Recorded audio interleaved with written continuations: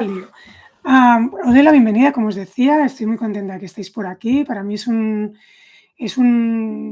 medio extraño como para muchos. Estoy acostumbrada más a trabajar con vosotros delante y que nos podamos ver y tocar. Pero bueno, está muy bien porque sé que algunos no podíais venir a los encuentros presenciales y esto es una buena forma que podamos seguir con ellos. Estos encuentros los llamamos el té con lila. Hasta ahora lo hacíamos, como os decía, de forma presencial, donde yo os contaba o divulgaba, ¿no?, alguna temática alrededor del enfoque Wu-Wei, que ahora veremos exactamente en qué consiste, para los que no lo conocéis. Había un espacio también para la meditación y luego un espacio para preguntas y respuestas. Yo voy a abrir también un espacio para preguntas y respuestas al final de la sesión, para resolver dudas o inquietudes, ¿sí? Bueno, quería empezar por el enfoque Wu-Wei para establecer bases. Vamos haciendo bases y vamos construyendo hoy el tema. Y tenéis el enfoque Wu-Wei muy resumidamente, pero explicado en la web. Podéis acceder desde la web de Wu-Wei. Hay una pestaña que pone específicamente enfoque Wu-Wei y allí está el resumen. Fundamentalmente, y aquí muy resumidamente os cuento que fundamentalmente el enfoque Wu-Wei es fruto de todos estos años de mi trabajo como, vamos a decir, como buscadora halladora, buscadora halladora de paz, de plenitud, o rehuyendo el malestar, digamos, como todos nosotros. Y la conclusión a la que yo llego después de todos estos años, bueno, hace unos cuantos años que ya los que me conocéis sabéis que lo voy contando, es que básicamente para alcanzar la plenitud todos estamos en esa cosa, ¿no?, en la vida de buscar ser felices, aunque esa palabra felicidad no, digamos, no se ajusta a lo que realmente estamos buscando, pero bueno, no vamos a entrar mucho ahí hoy, creo. En esa búsqueda de esa felicidad o plenitud donde todos estamos allí, yo me doy cuenta en un momento dado que básicamente, o voy madurando la idea que básicamente lo necesario para alcanzar esa plenitud está en la comprensión no dual, em, es decir, en reconocer quiénes somos y qué es la realidad verdaderamente. Y que la práctica fundamental para ello es la meditación auténtica. Y digo auténtica porque muchas veces llamamos meditación a cosas que no lo son, que pueden ser preparaciones a la meditación, pero no son realmente meditación. Y aunque básicamente el enfoque Wu-Wei lo que dice es, aunque esta es la práctica y la comprensión fundamental que necesitamos para sentirnos plenos en esta vida, sentir esta paz interior, normalmente nos encontramos con ciertas dificultades para acceder a estas prácticas o comprensiones.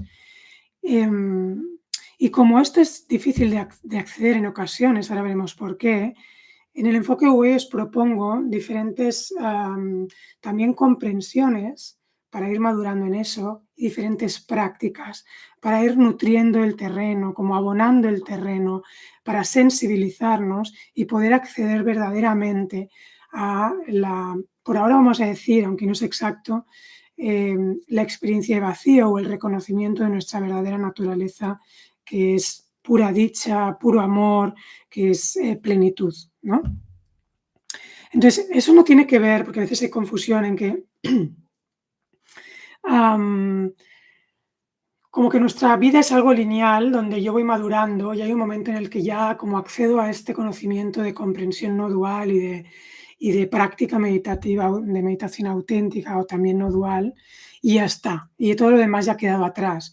En realidad no funciona así. De hecho, por ejemplo, hace poco hablaba con una persona que tiene ya mucha práctica, en práctica corporal, en práctica terapéutica, en autoconocimiento de muchos tipos, a muchos niveles, incluso una cierta comprensión de lo no dual, y estaba pasando una situación, ¿no?, en su vida de mucho estrés, de ansiedad, de muchas dificultades. Y se encontraba con la tesitura de, a pesar de todo lo que sé o todo lo que he aprendido o conozco, de repente parece que todo se oscurece, no alcanzo a ver, no me puedo sentar en paz, no puedo acceder a eso, a lo que tenía acceso hace a lo mejor unos meses atrás. Claro, porque eso no es algo que se olvide, que como vas pasando pantallas o lecciones como si fuera algo académico, voy pasando esas lecciones y ya he alcanzado algo y ya no vuelvo atrás. No, me puede pasar, en cualquiera de nosotros nos puede suceder que estemos en un momento, por ejemplo, de mucha presión y hay que revisitar, y hay que poder cuestionar qué está sucediendo en nuestra vida para que eso que antes podía acceder, ahora no tengo acceso posible, ¿no? A lo mejor, por ejemplo, como estoy en estrés y como, por ejemplo, me estoy inventando el caso, eh, tengo mucha presión laboral, supongamos, pues a lo mejor estoy cambiando mis hábitos y ya no son saludables y estoy tomando café para mantenerme alerta en el trabajo o estoy comiendo mal o estoy descansando peor o no estoy en contacto con la naturaleza, por ejemplo, ¿no? Esto tendría que ver con los hábitos, ¿no? Y eso es la base de nuestra estabilidad en nuestro sistema nervioso, que es una de las dimensiones que trabaja el enfoque Wu-Wei. No es la única. Os pongo un ejemplo como muy sencillo, pero hay más elementos. Si tenemos tiempo, luego los vemos. ¿Vale? Pero esto es un poco la idea, ¿vale? Que espero que quede clara. Si no, luego en las preguntas y respuestas lo aclaramos. Vale, este es el marco, que este es el enfoque Wu-Wei. Y para de nuevo establecer bases, como este es un primer encuentro online, espero que varios o muchos encuentros online si os va interesando, también como para establecer bases, el tema de hoy tiene que ver para mí con un tema, una cuestión clave. Y os cuento que escribí un artículo, creo que algunos de los que estáis aquí ya lo leísteis, está también accesible en la web, en el blog que hay en la web, que se titula La bondad del malestar. Es un artículo que, bueno, tuvo bastante repercusión, había mucha gente que me escribía con, bueno, su feedback del artículo, lo que le removía el artículo, ¿no? Y que básicamente lo que cuenta ese artículo es que el malestar, lejos de ser, disculpadme porque no quiero toser mucho, lejos de ser algo que debamos rehuir, el malestar es en realidad un trampolín, por eso el título de hoy, un trampolín para nuestra evolución y nuestra transformación personal. Perdón. Entonces, justamente la naturaleza nos ha construido de tal forma que rehuimos el malestar para que éste tenga una función evolutiva. De forma muy simple, vamos a decir que queremos estar bien y no queremos estar mal. Pero esto casi siempre nos lleva a la idea loca de pensar que siempre deberíamos sentirnos bien. El lugar donde hay que estar parece que es el bienestar. Es como si la vida comenzara cuando estamos bien, como si la vida solo fuera vida cuando estamos bien, como si empezara la vida ahí.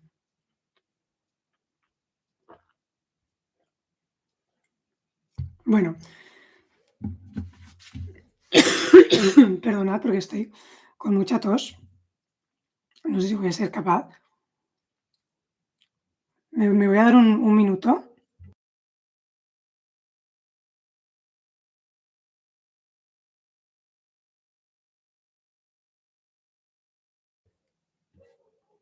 Si veo que no puedo seguir, tendré que pararlo porque veo que tengo mucho picor. Mm, em, claro, esto deja fuera la otra cara de la moneda y desactiva ese gran mecanismo que tiene la vida para hacernos evolucionar, ¿no? Entonces, no es que debamos acoger el malestar para quedarnos en él, es que el malestar se convierta en un trampolín para dejar atrás aquello que ya no funciona. Lo que queremos es ver cómo el malestar puede transformarlo o transformar la situación y transformarnos a nosotros mismos, para dirigirnos a aquello que nos hace sentir en paz. Esta es la dinámica natural, un movimiento para mí eterno, un balanceo, una fuerza en espiral.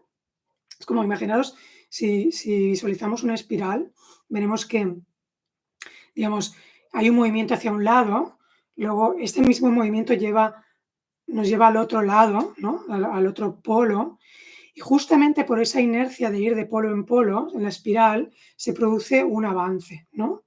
sea en vertical, horizontal, da igual, pero hay un movimiento hacia adelante, ¿sí? Justamente por ese empuje que nos da. Pues para mí, de algún modo, ese binomio malestar-bienestar tiene que ver con esa dinámica en espiral, ¿no? Que nos hace avanzar. Bueno, la sociedad de consumo facilita esta idea de tener que mantenernos en el bienestar, en lo agradable, en lo estimulante, incluso diría en lo eufórico, en lo siempre placentero, etcétera. Se ha construido un deseo colectivo de permanecer en uno de esos dos polos. Y esto, al no ser natural, es tóxico, fundamentalmente. Porque cuando no logramos sostenernos en ese polo del binomio, nos podemos sentir fracasados por no lograrlo. Podemos victimizar por creerlo injusto, podemos culpar a los demás, podemos buscar sucedáneos que nos evadan, podemos intentar manipular la situación o a los otros, podemos aislarnos de una situación o de los otros y un larguísimo etcétera. Digamos que para mí es la lógica de la no frustración, es decir, es entender la plenitud, la felicidad o ese bienestar de una forma muy polarizada, que es la lógica de la no frustración.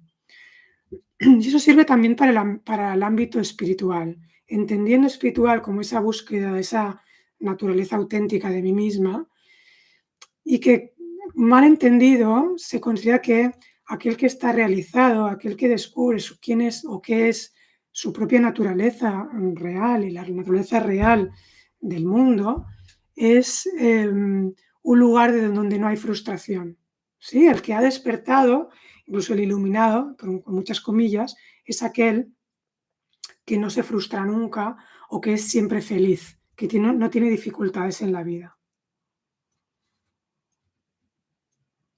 Así acabo por entender que es como si lo sano o lo normal o lo deseable es aquello que nos hace sentir siempre satisfechos. Bueno, claro, llegados a este punto ya podemos comprender que podemos en realidad pendular entre la satisfacción y la insatisfacción, o el bienestar y el malestar, y que eso está bien, que no es necesario erradicar el malestar. Ahora, ¿esto significa que debamos regocijarnos en el malestar?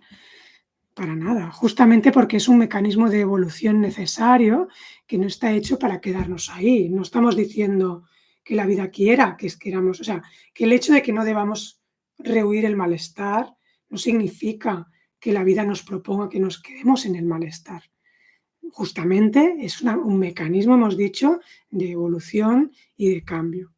Quedarnos ahí, por tanto, sería tan involutivo como querer quedarnos en el bienestar. Es importantísimo para mí recordar que se trata de un movimiento, eso es clave. En el taoísmo, si alguien conoce el taoísmo, no voy a entrar mucho, justamente, seguramente os sonará el yin y el yang, la dinámica yin-yang, que a veces tampoco se entiende muy bien, pero que básicamente nos habla de que hay una dinámica en el universo de cambio permanente de polos.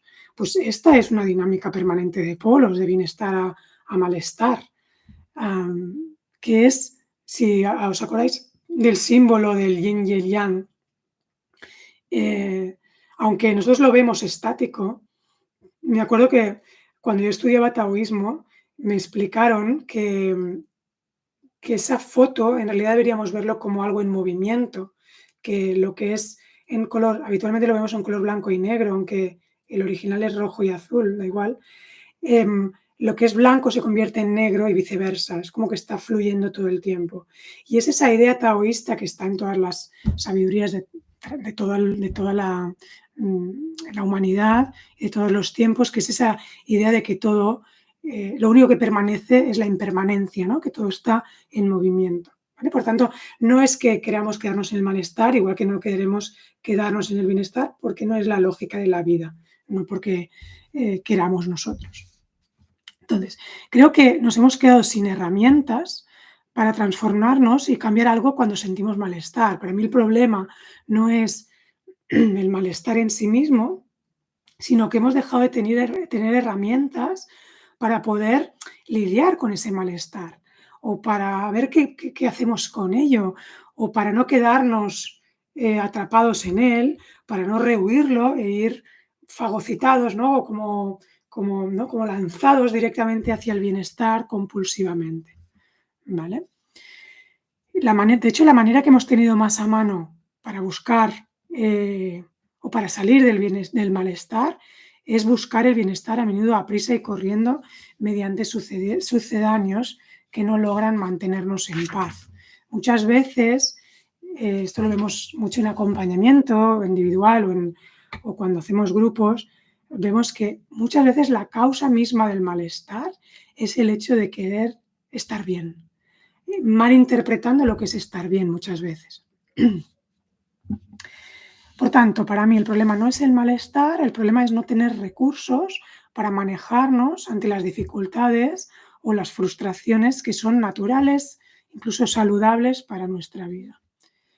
Bueno, llegados a este punto, para mí, en primer lugar, lo importante, una vez tenemos clara este marco, es determinar las causas del malestar, porque yo necesito saber que estoy mal o incómoda o que no me siento plena en un momento dado. Esto es un primer contacto. La segunda cosa es esta comprensión que decimos de, bueno, entender que eso no es malo, simplemente es como una especie de señal que me da la vida para decir, aquí no te debes quedar. Y luego el siguiente paso es determinar cuál es la causa real de aquello que me pasa, porque si no conozco la causa real, es como si yo tengo un problema físico, fisiológico, de salud, y voy a atacar el síntoma, pero la causa no, ni siquiera sé cuál es. Puedo resolver el síntoma quizás, pero al final va a volver a salir la problemática porque la causa no ha sido erradicada. Entonces, determinar la causa del malestar es fundamental, ¿sí? Entonces, hay causas que son personales, pero también hay causas sociales. Y esto es algo que en el mundo del autoconocimiento, para mí, yo echo mucho de menos esto. Yo creo que se habla poco de esto. Es decir, si lo que siento tiene que ver con mi situación laboral o económica, y muchas veces es así, es importante que me dé recursos para procurar cambiar esa situación. Lo que puede ser, por ejemplo, lo que puede significar que sea dejándome acompañar por alguien que me dé apoyo y me conecte con mis recursos. O puede ser también asociarme, y eso también forma parte del autoconocimiento, asociarme para tener fuerza y cambiar situaciones sociales o económicas concretas. O quizás llevar un estilo de vida que favorezca una sociedad más justa y sostenible, por ejemplo. Pero también mi malestar puede tener que ver disculpad, con mi sistema familiar, con cómo he aprendido a colocarme socialmente desde mi grupo de referencia, que es mi familia de origen. Cuando lo veo y lo elaboro, puedo hacer cambios en esa dimensión de mi vida para sentir que tengo un lugar más apropiado para mí.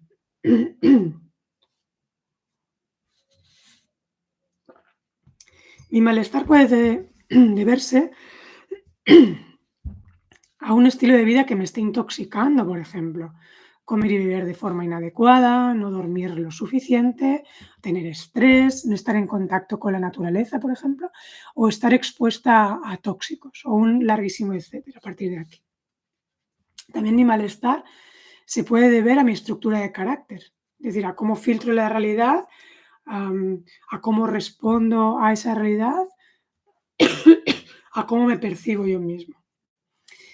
En última instancia, mi malestar se debe a la creencia de que soy un ser separado de todo lo demás, ahí viene la dimensión no dual, que debe ser defendido y protegido, que soy este cuerpo-mente y que comparto el destino de este cuerpo-mente, es decir, que como el cuerpo-mente que soy pues se va a degradar, yo me voy a degradar, ¿sí?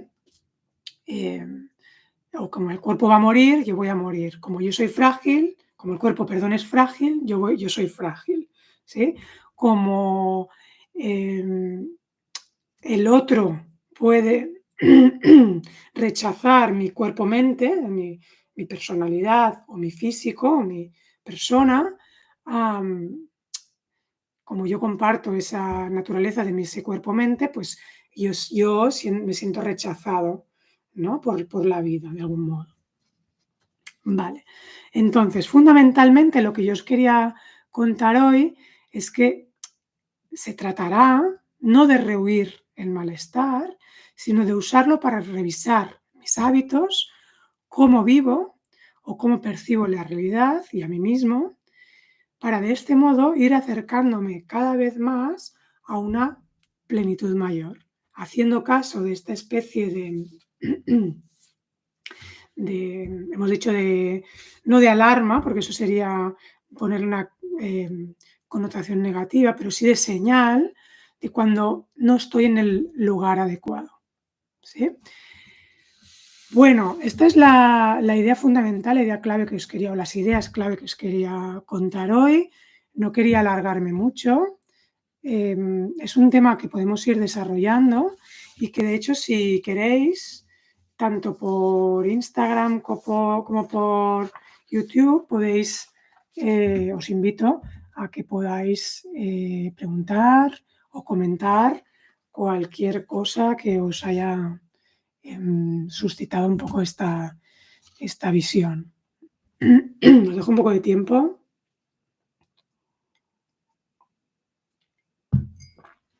Mientras esperamos, perdonad como el resfriado. En Instagram tenéis la posibilidad, creo que en YouTube no sé, perdón, de entrar conmigo en la cámara, si alguien quiere.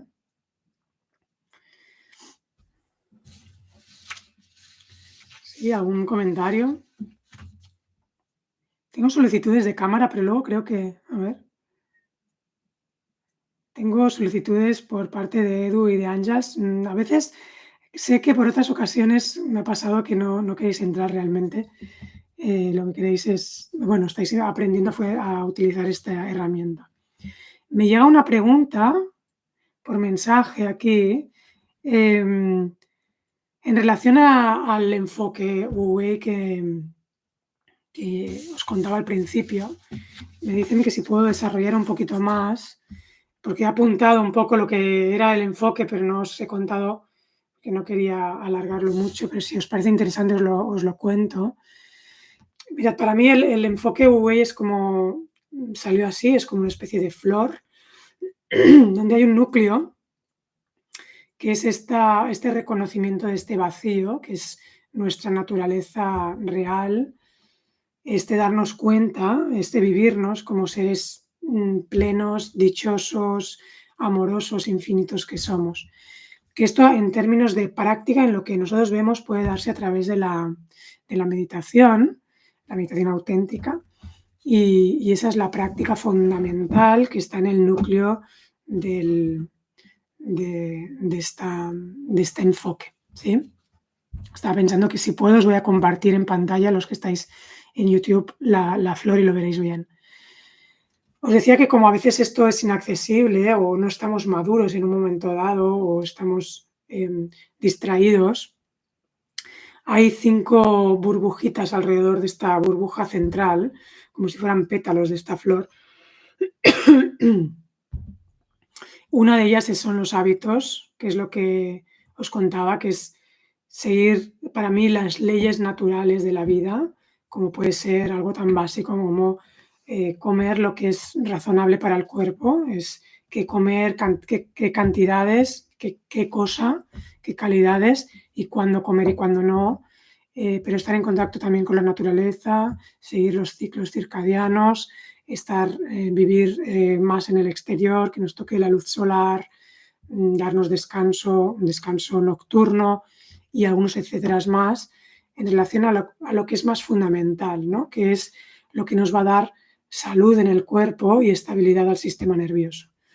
También nos va a dar estabilidad y salud y estabilidad al sistema nervioso un segundo pétalo, que es, yo le llamo el cuerpo-mente, que es donde ahí entraría la práctica de yoga, de respiración, de movimiento, también prácticas mentales, tipo lo que a veces llamamos meditación, que para mí no lo son prácticas, digamos, preparatorias como técnicas de concentración para estabilizar la atención o técnicas de relajación. Luego estaría el trabajo sobre la estructura egoica, otro de los pétalos. Aquí entra el conocimiento de cómo funciona esa estructura de ego. Yo uso diferentes herramientas.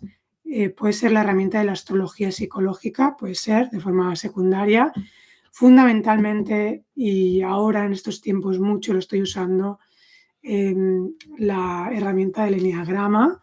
El eneagrama, no sé si lo conocéis, pero es una herramienta muy potente. Lo que pasa es que, como se está haciendo cada vez más popular, bueno, es lo que tiene la popularización, pasa también con todo lo demás, con el yoga, etcétera.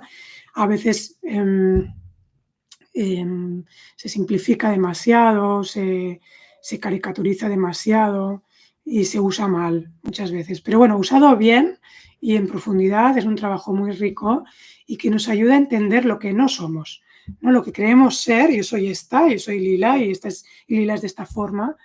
Y con el trabajo de eneagrama me doy cuenta que eso no es así.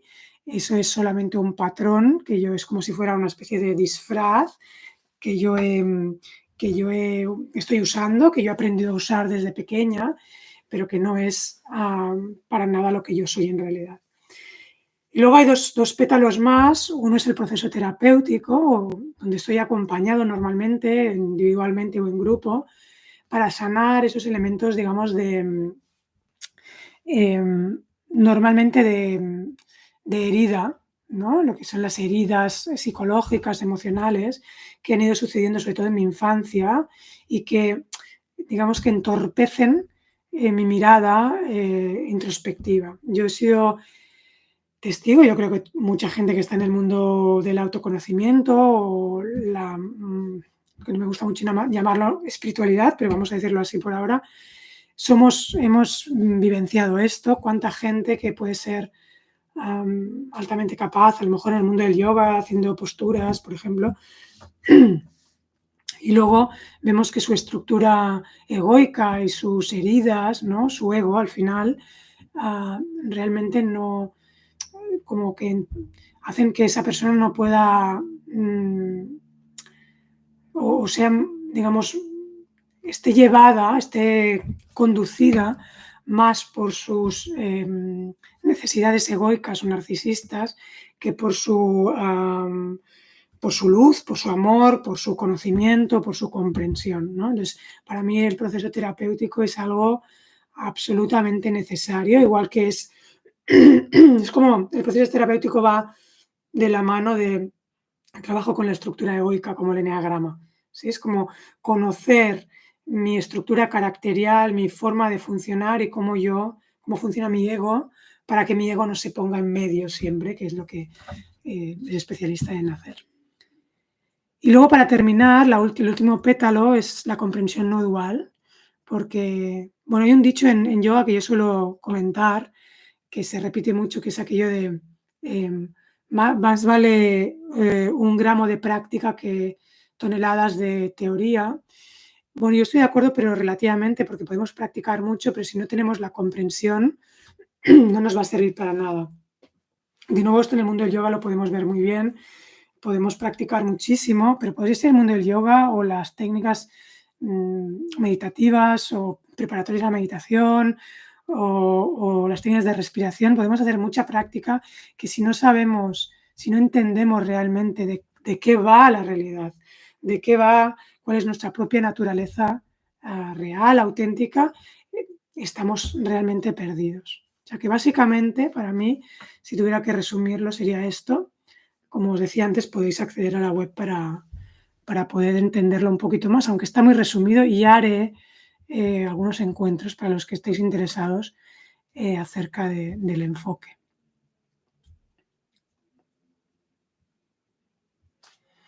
Bueno, va a ver si os animáis con alguna pregunta, que siempre es estimulante. Cualquier cosa está bien. O si no queréis preguntar, a lo mejor queréis no sé, contradecir algo que yo haya dicho que no estéis de acuerdo, o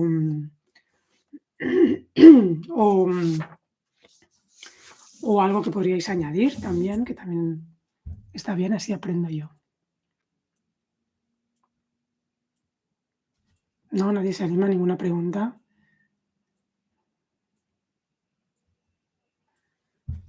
No sé quién andáis por aquí ahora. Marta, Àngels, ¿alguna pregunta? Edu, mm, no. Gemma, que veo que estáis por aquí.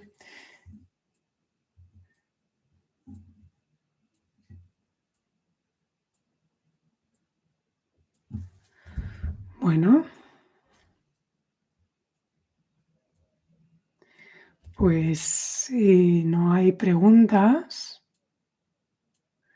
lo vamos a dejar aquí.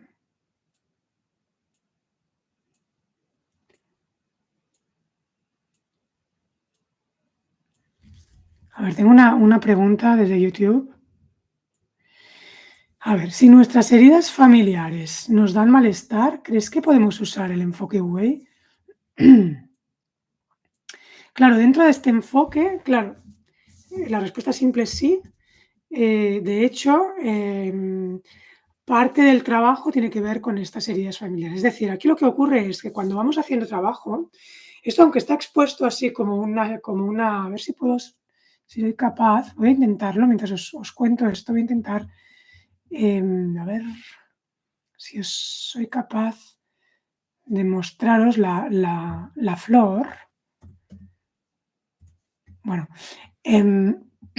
voy buscando mientras.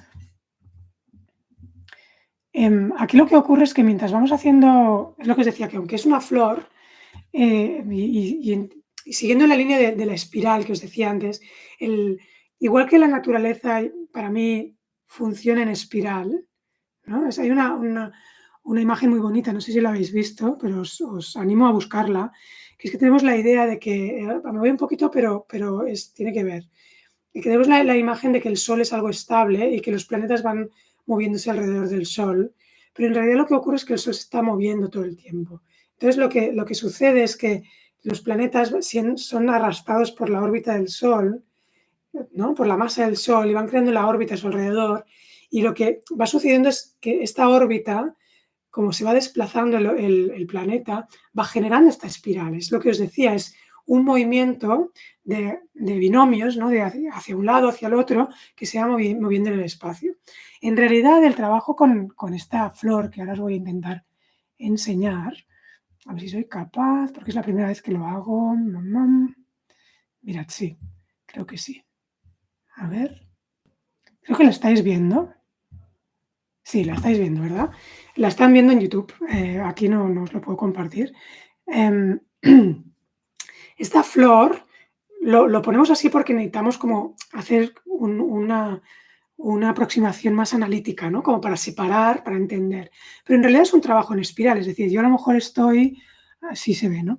Yo a lo mejor puedo estar haciendo un trabajo de cuerpo-mente, es decir, puedo estar practicando yoga o pranayama, respiración, técnicas de concentración, etcétera, que a la vez estoy en proceso terapéutico o a la vez estoy cambiando mis hábitos de ingestas de comidas, de aguas, de vida sana en general, por decirlo de alguna forma, o alineada con los procesos naturales de la vida, o a lo mejor estoy haciendo un curso de eneagrama, ¿no? Por decirlo así, o estoy estudiando mi eneatipo. Es decir, en realidad el proceso es conjunto y van sucediendo cosas. Entonces, ¿qué ocurre para responder a la pregunta? Que cuando yo voy trabajando la estructura de ego en el eneagrama, por ejemplo, o cuando yo estoy haciendo un trabajo corporal con el yoga, o cuando yo ya estoy haciendo, no sé, un cambio de hábitos que hacen que yo esté más estable, pueden y normalmente surgen cosas que están pendientes en mí, todo lo que es tóxico en mí, todo el malestar, es decir, todo aquello que no apoya, que no me está apoyando. Y eso puede ser, por ejemplo, mis historias familiares, mis heridas familiares, mi historia infantil. Y eso va a surgir. Entonces, ¿qué voy a hacer con eso? Bueno, alguien dirá que sigue haciendo yoga, ¿no? Yo, por ejemplo, cuando aprendí yoga hace muchos años, parecía que la respuesta a todo era el yoga. Y entonces, si tú estás mal, si sucede esto, que tienes a una dificultad porque surge en ti una memoria de herida o te das cuenta que estás actuando desde el carácter, desde el ego, desde la herida infantil, pues parecía que si tú seguías practicando yoga, haciendo muchas posturas, levantándote a las 4 de la mañana para seguir haciendo prácticas muy temprano y cada día, etcétera, eso se resolvía, eso desaparecía. Y eso, al menos desde mi punto de vista y desde mi experiencia y por lo que veo la gente que acompaño, no es verdad.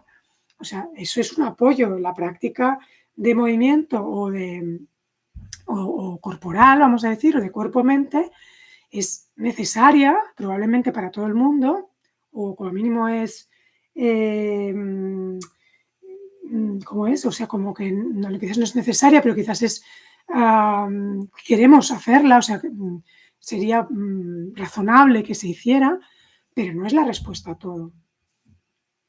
Entonces, cuando me pasa eso, voy a buscar lo que es necesario mirar. En ese caso, si me sale la herida, como decía, ¿no? La herida familiar, y eso es lo que produce mi malestar, claro, ahí yo te digo, bueno, pues, oye, déjate acompañar, haz un proceso terapéutico para esto, ¿no? Porque, bueno, es algo que a lo mejor cuando os contaba, ¿no? Cuando os exponía el tema, no sé si hice demasiado hincapié o suficiente hincapié en esto, pero es importante entender que es como cuando hacemos proceso terapéutico, nos damos cuenta, o cuando intentamos resolver el malestar, mejor dicho, nos damos cuenta que no tenemos recursos para el malestar. Os decía, el problema no es el malestar, el problema es no tener recursos para solventar ese malestar, no tener recursos, ni siquiera diría para solventar el malestar, sino para hacer caso a esa señal que me da el malestar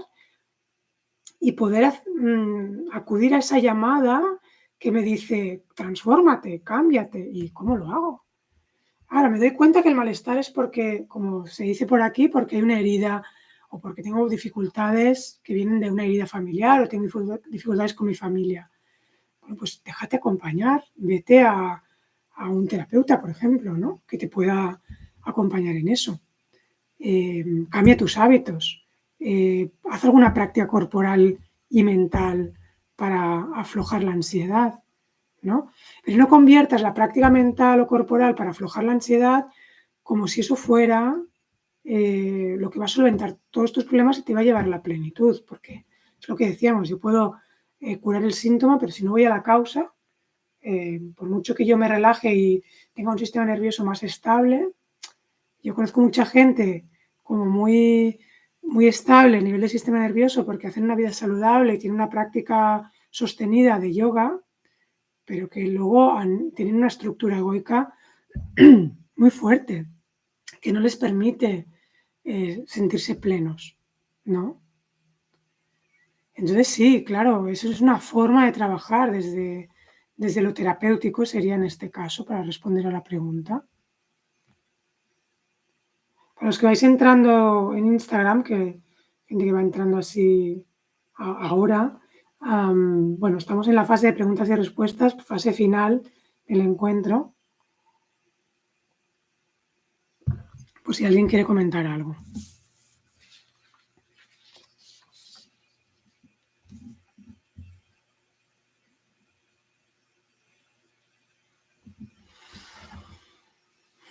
Bueno, pues mientras voy cerrando, todavía estáis a tiempo de preguntar. Si no hay preguntas o comentarios, para ir cerrando, simplemente recordaros que esto queda grabado, que podéis tener acceso. A ver, perdón, que va viniendo. Elena me pregunta, ¿compaginar este trabajo con las obligaciones diarias? Muy buena pregunta, parece prácticamente imposible. Es muy buena pregunta. ¿Debemos escoger un pétalo y tratarlo en profundidad? Muy buena pregunta. ¿Elegir un poco de todos? ¿Por dónde es mejor empezar? Muy buena pregunta y a ver cómo hago para resumirlo. A ver, vamos por partes, que hay varias cosas aquí. Bueno, de entrada decir, claro, estoy totalmente de acuerdo.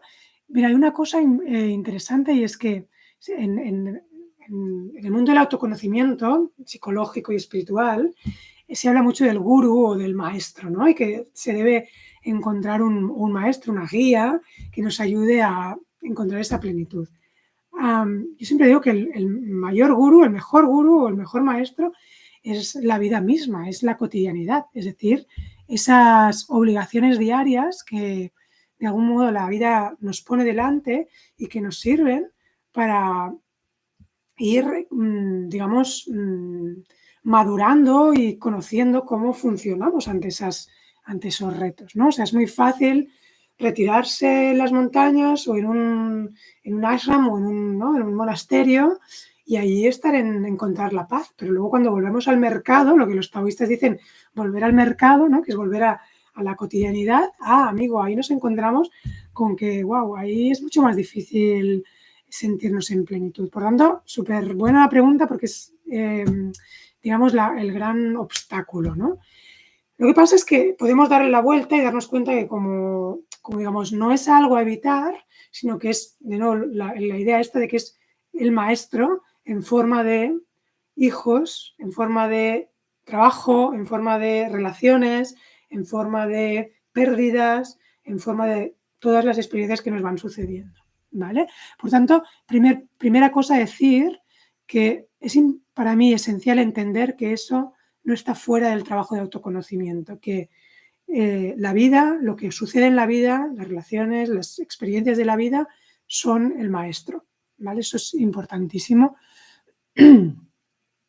porque si no caemos en la idea de que cuando no tenga esos problemas en la vida podré empezar mi trabajo de autoconocimiento y eso no funciona así, es decir, retos va a haber siempre, ¿sí? Y entonces, claro, supongo que la cosa va por la vía de, bueno, como es difícil, ¿hago una cosa o qué hago? Bueno, hay diferentes posibilidades. Una posibilidad es, o sea, para mí lo importante es primero hacer un trabajo introspectivo, que para eso puedes hacerlo dejándote acompañar por alguien o haciéndolo solo, de ver qué es aquello que está más caliente, digamos, ¿no? Que está más reclamando más atención. Por ejemplo, algo muy fácil es el tema de los hábitos, ¿vale? Lo que os decía al principio, ¿no? Entonces, empezar por los hábitos. Ahora, por ejemplo, tenemos planteado un curso que empieza la semana que viene, si no estoy equivocada, que lo he titulado Saliendo de la rueda del hámster, algo así como cómo superar la ansiedad, el cansancio y el vacío, y tiene que ver con estas herramientas. Hay una parte de esas herramientas que son aparentemente muy sencillas, pero yo tengo en mi práctica de acompañar a la gente me doy cuenta que son para nada sencillas y tiene que ver con esos hábitos diarios, ¿no? Es el cómo yo eh, me muevo en mi día a día.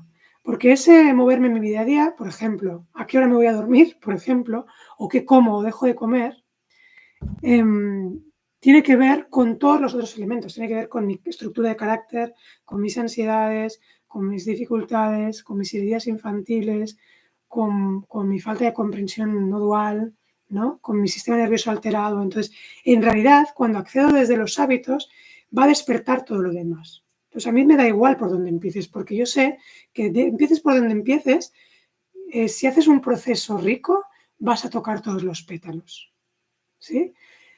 No necesariamente a la vez, porque quizás a la vez es mucho, pero vas a llegar a tocar los pétalos. De hecho, cuando yo desarrollo este enfoque, lo desarrollo porque a lo largo de esos años, desde cuando empecé, que tenía, pues no sé, creo que 18 años, ¿no? Que empecé con la meditación, luego con el taoísmo, bueno, y así un largo etcétera. Claro, hay una evolución y una maduración. Entonces yo empecé, por ejemplo, por la meditación, o con lo que yo creía que era meditación en ese momento.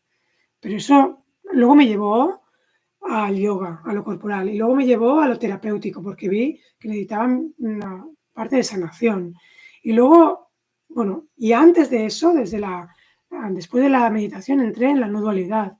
Pero la no dualidad se fue quedando ahí como una dama de compañía, digamos, una amiga de compañía, mientras iba haciendo el yoga, lo terapéutico, para luego volver a resurgir y quedarse como la gran... Y para mí el gran trabajo viene con la comprensión no dual, si lo queréis ver desde los que estáis en YouTube, desde el pétalo de abajo que pone comprensión no dual. Por eso lo pongo abajo, porque para mí es como muy de raíz, ¿no? Para mí la clave del asunto es comprender la no dualidad para poder meditar. No sé si respondo porque a lo mejor estoy como abriendo muchas ventanas, pero sería por ahí. Si uno no sabe por dónde empezar, entonces una opción es empezar por la comprensión no dual, y cuando esté en la comprensión no dual se dará cuenta que empezará a tener que abrir, si no está suficientemente maduro, todos los demás, a tener que desplegar todos los demás pétalos. No sé si te respondo a la pregunta, si te satisface las respuestas. Los que os vais apuntando aquí a Instagram, hago el recordatorio que estamos en la fase de preguntas. ¿Cómo podemos luchar contra el malestar si nos cuesta aceptar las emociones? A ver, que se queda tapado aquí. No conseguimos que la curación ocurra. Vale. ¿Cómo podemos luchar contra el malestar si nos cuesta aceptar las emociones y no conseguimos que la curación ocurra? Vale, gracias, Elena.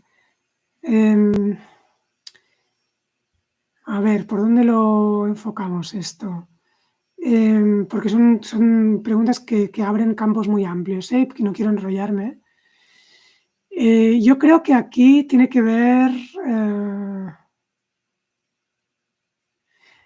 básicamente con proceso terapéutico. O sea, primero diría, no luchar contra el malestar, pero tampoco regocijarnos en él, como hemos dicho al principio. Sí entenderlo como que me está diciendo algo, ese malestar, y si no puedo... o sea, hay como una tendencia en el ámbito del autoconocimiento, o en el New Age, mejor dicho, que habla como de aceptar, ¿no? La palabra aceptación. Y es verdad, o sea, cuando nos metemos en la comprensión no dual, me oiréis hablar mucho de aceptación, pero hay que entenderla muy bien. Tampoco voy a entrar mucho ahí para no enrollarme y poneros la cabeza loca, pero sí así como para apuntar un poco, apuntalarlo un poco. Yo no estaría de acuerdo con esa cosa New Age de hay que aceptarlo todo, todas las emociones, esto es lo que me pasa a mí, y si yo siento esto, pues vas y te fastidias porque es lo que siento, no. O sea, hay una parte muy bonita cuando haces proceso de autoconocimiento, digamos, de tipo psicológico o de acompañamiento, o de carácter, ¿no? Que también con el eneagrama, que tiene que ver con darnos cuenta que a veces el autoconocimiento se convierte en algo muy narcisista.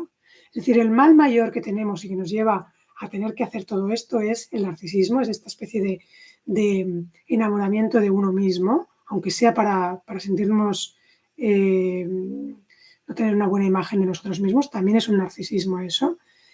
Pero a la vez cuando hacemos el proceso, digamos, de maduración, ¿no? De autoconocimiento, también en ese proceso se nos pone por delante nuestro propio narcisismo, esa cosa de sentirnos como el centro del universo, ¿no?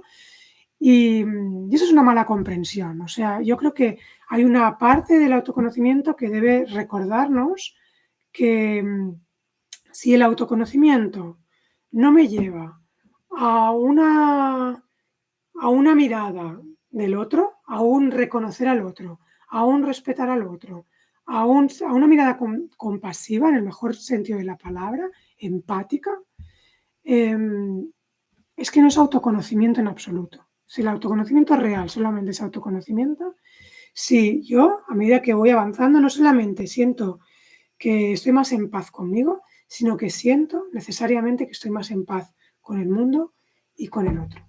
Aun y cuando el otro me devuelve una imagen no deseable o un comportamiento negativo, por decirlo así simplonamente. ¿Vale?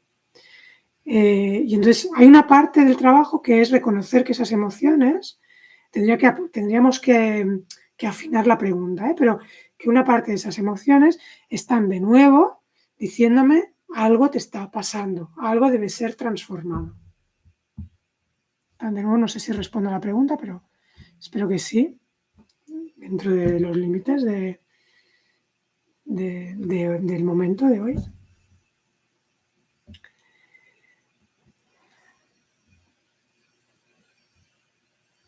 Vale.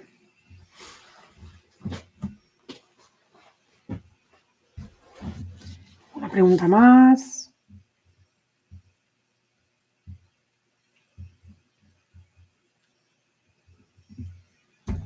O lo dejamos de nuevo aquí.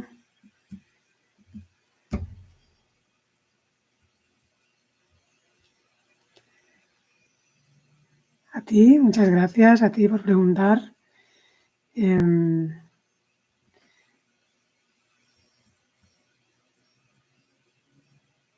Bueno, Ángels me pide entrar, no sé si quieres entrar en directo. Hay una solicitud de entrar en directo. La voy a atender. Creo que en YouTube no se puede hacer, en Instagram sí, lo digo por si alguien quiere, que podéis entrar como para vernos en directo. ¿Veis? Ángels ha rechazado esto, es que realmente no quería. Si queréis preguntar, tiene que ser en la. Sí, ¿no?